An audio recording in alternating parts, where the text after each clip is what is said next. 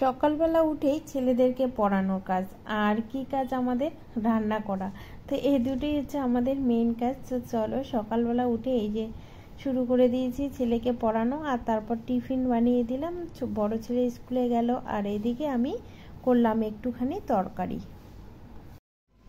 Good morning বন্ধুরা, welcome back to my channel. আশা করছি সকলে ভালো আছো, আমিও ভালো আছি। আমি হিমানি, আমার ছোট্ট ব্লগে তোমাদেরকে অনেক অনেক স্বাগত। তো এই যে সকালবেলা উঠে সব কাজ সেরে এখন ব্রেকফাস্ট করতেছি। বড় ছেলে গেছে, ওর পরীক্ষা আছে, আর ছোট ছেলের পরীক্ষা শেষ হয়ে গেছে, তো বাড়িতেই রয়েছে, পড়াশুনো করলো। তো এখন একটু খাচ্ছি রুটি আর তরকারি। তো বড় ছেলে খেয়ে গেছে, তো কয়েকটা রুটি ভাজলাম, ভেজে এই যে একটু তরকারি করে এখন খাচ্ছি। তো চলো, রুটি তরকারিটা অনেক দিন থেকে খাওয়া হয় না, তো ভাবলাম যে না, সকালবেলা আজকে রুটি আর তরকারিটাই বানিয়ে নিই। তো ছোটো ছেলেকে বললাম যে বাবা খাবে নাকি, ও বললো যে মা ঠিক আছে করো। তো তার জন্য করলাম। তো দেখো এদিকে মানে তরকারিটা বেশ ভালোই হয়েছে, আর উপরে ডিম সেদ্ধ ছিল, তো ডিম সেদ্ধটা উপরে কেটে দিয়েছি।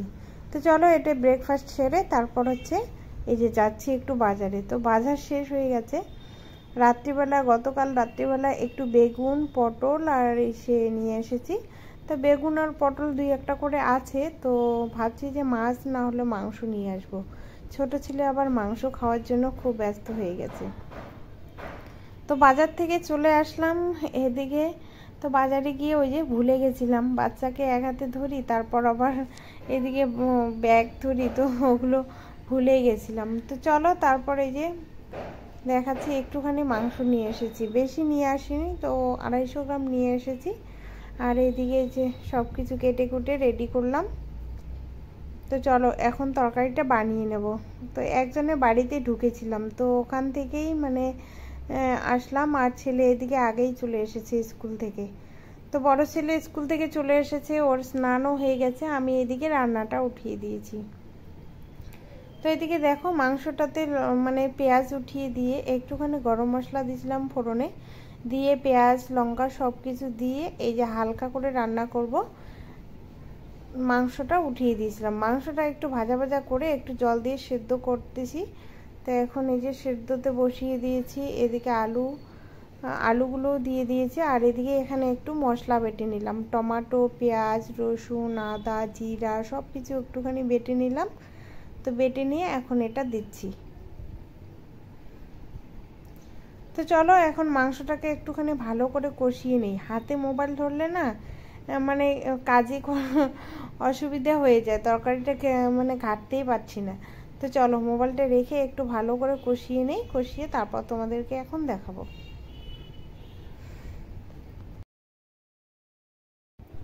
তো বন্ধুরা মাংসটা কষানো হয়ে গেছে, তো চলো এদিকে এক পিস রেখে দিচ্ছি, ছোট ছেলে খাবে, ছোট ছেলে একদম এরকম খুব ভালোবাসে।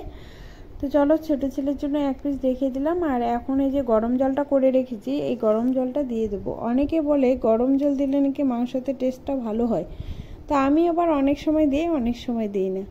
তো চলো আজকে করে রেখেছি যখন, আজকে দিয়ে দিলাম গরম জলটা। তো চলো এই জলটা ফুটতে থাক, ততক্ষণে আমি দুটো পটল কেটে নেব। ছেলেরা তো কিছুই খাবে না, শুধু এই যে মাংসের তরকারি আর মাছ থাকলে আর কিছু লাগে না, ওরা কোনো সবজিই খাবে না।